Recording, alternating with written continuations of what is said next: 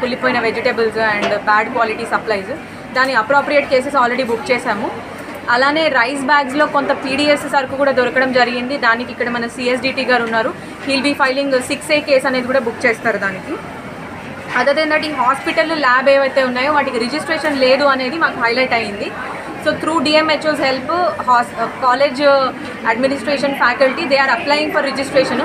ఈ 1.5 వీక్లో ఈ రిజిస్ట్రేషన్ ప్రాసెస్ అనేది జరిగిపోతే ఇప్పటి నుంచి ఇంకా అన్ని రకాల safety standards, equipments, good quality doctors అవన్నీ కూడా మెయింటైన్ అవుతాయి ఇక్కడ. దాని తర్వాత వైఫై ఇష్యూ ఒకటి రేజ్ చేసి ఉన్నారు మన స్టూడెంట్స్.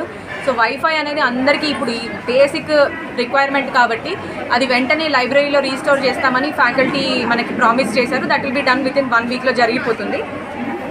అలానే డిస్ట్రిక్ట్ అడ్మినిస్ట్రేషన్ సైడ్ నుంచి ఇంకొక డెసిషన్ కూడా మేము తీసుకున్నాము. ఎవ్రీ సండే ఇక్కడ ఒక మెంటల్ హెల్త్ క్యాంప్ అనేది we will be organizing in association with health department.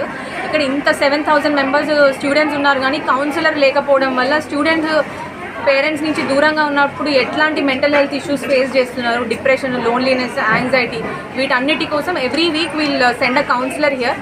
వాళ్ళతో ఇంటరాక్ట్ అయ్యి ఎలాంటి మెంటల్ హెల్త్ రిలేటెడ్ ఇష్యూస్ ఉన్నా కూడా షేర్ చేసుకొని దానికి అప్రోప్రియేట్ ట్రీట్మెంట్ ఆర్ కౌన్సిలింగ్ అనేది ఇప్పిస్తాం. So these are some of the short term ఇమీడియట్గా ఏమేమైతే సాల్వ్ చేయగలమో అది చేయడం జరిగింది. దాని తర్వాత ఒక ఇంపార్టెంట్ పాయింట్ ఏంటంటే ఈ IIIT అనేది ఇట్స్ అన్ ఆటోనామస్ బాడీ. మేము ఎవరం కూడా ఇక్కడ రావాలని మాకు లేదు, బట్ ఇంత ఇష్యూ అయింది కాబట్టి రావడం జరిగింది. Going forward we have confidence that వీళ్ళే ఇక్కడ ఉన్న ఇష్యూస్ని ఇంటర్నల్గా సాల్వ్ చేసుకుంటారని వీఆర్ హోపింగ్. Thank you.